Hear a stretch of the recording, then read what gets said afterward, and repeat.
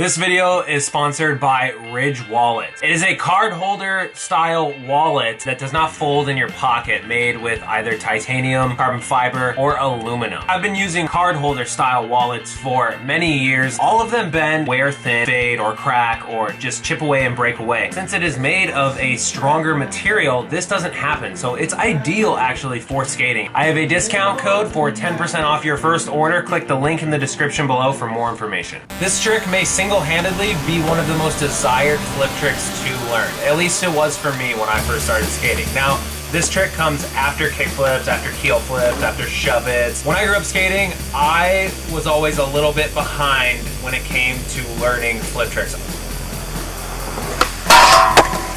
All of my friends around me had a much easier time learning flip tricks than I did, which is why I pursued rails and grind more.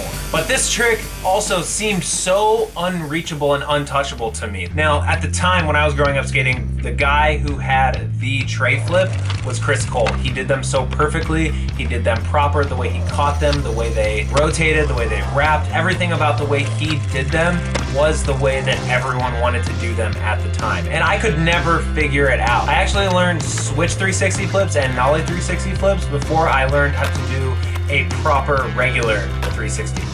I don't know what it was, but for me, this trick just never really clicked. I could never grasp the idea of kicking the board out in front of you in the same way that you were rolling. I always kicked it in front of me toe side, and my shoulders would always open up. I couldn't get past that, and for years I wasn't able to do this trick properly.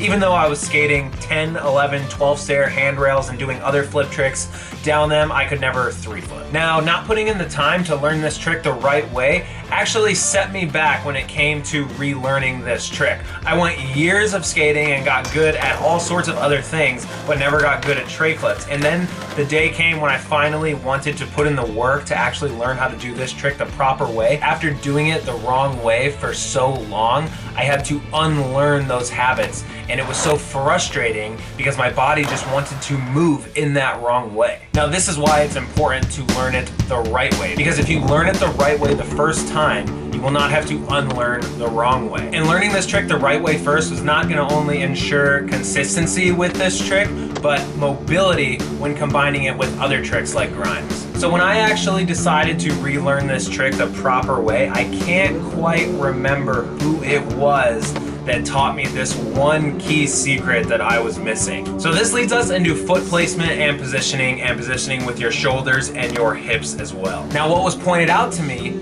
was to take that back foot and move it more in the middle of the tail, but you want to hang your toe off the board still, kind of so your toe feels like it's almost curling around the edge of the board. And you want to move that into the middle of the tail so that you can see like a sliver of your tail on the other side of your foot. And then for your front foot, you just kind of want your front foot like slightly above the middle of the board, a little bit more angled than you would for a kick foot. Your front foot doesn't really do a lot with this trick. Most of this trick is in your back foot. Yes, your front foot does some flicking, but most of the rotation and flip is going to come from the way that you scoop the board. And this is why this step is so important and why it took me so long to actually learn how to do this trick properly. Now, when it comes to foot placement, it's more specific to where and when you're doing the trick rather than actually learning how to do the trick on flat ground. Another common problem that I see with this trick, and I had this problem as well, is that when you go to try this trick, people want to open up their shoulders. And what I mean by that is instead of staying parallel with your board, when you go to scoop and flick, and before the board makes the full rotation and comes around full 360, you open up your shoulders at 270 and try to catch it and bring it around the rest of the way. All this is gonna do is put you front seat on the board, and it's gonna stop the rotation. You're not gonna continue to make the full 360 rotation doing it this way. Another problem that goes hand in hand with this is when people kick the board out in front of them toe side. And that's usually caused by too much scoop. And granted, I did start to learn the trick this way, and yes, I could land it, but it was always sketchy. It was always sloppy. I did not have the trick consistently, and I wasn't very mobile with it. I didn't have a lot of flexibility with it. It was very limiting to when and where I could do it. Instead of jumping forward in front of you toe side, look at the direction that you're rolling. If you're rolling straight, what you want to do, instead of scooping behind you with your foot, like kicking like a horse, you want to scoop in front of you. So kind of clockwise, but also in front of you. You're gonna do a little scooping behind you, but most of the scooping should be focused on kicking the board in front of you in the direction that you're rolling. So with the combination of the newfound foot positioning that I discovered and scooping forward in front of me in the direction that I was rolling, this helped tremendously. What this does is it slingshots the board in front of you so that the board never ends up behind you and you don't land front seat on the board. And I noted this in the kickflip video that I did as well, but this is a very common thing when it comes to learning flip tricks. You want to sit back seat, you want to lean back a lot of the time because the body naturally wants to move faster than the board simply because you weigh more and your momentum is going to carry farther than the board. So you got to consciously kick that board in front of you and sit back seat. When you have that scoop and you kick the board in front of you, it's going to allow you to stay centered over the board.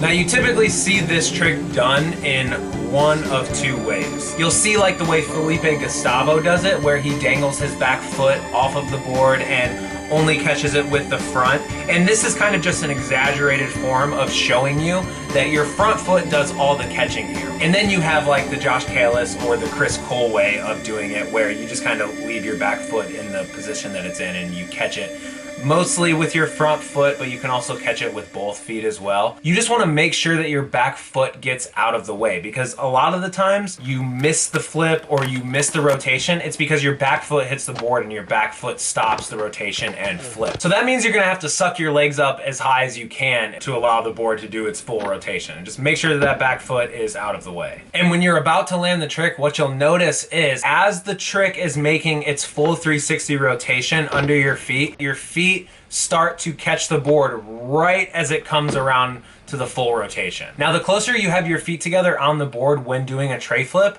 the faster it's gonna spin and the faster it's gonna flip. The farther apart you have your feet, the more it's gonna slow down and the slower it's gonna flip. When I do this trick down gaps, I spread my feet apart a little farther because I need the board to flip slower if I'm going down a gap because I have more time. Because a lot of times the board will flip too fast and it will over rotate. Therefore, I just missed the entire catch and I can't land the trick. So it's ideal to slow the trick down just a little bit if you're gonna take it off of a ledge or off of a stair. Learning the right way first is always gonna be the best way when it comes to skateboarding, because having to unlearn a trick just adds that entire extra step to learning something the right way. You don't want to have to unlearn a trick in order to learn how to do something the proper way, because then those habits and that muscle memory can be really frustrating and only gets in the way of the progress. It's going to not only reinsure consistency but mobility with the trick when combining this with grinds or taking it down gaps. Skateboarding is definitely something where there is no easy way out. It's either do or die. It's either commit or you're gonna eat shit. So that's why it's really important to learn something the proper way first, because there is no easy way out. You either do it or you don't.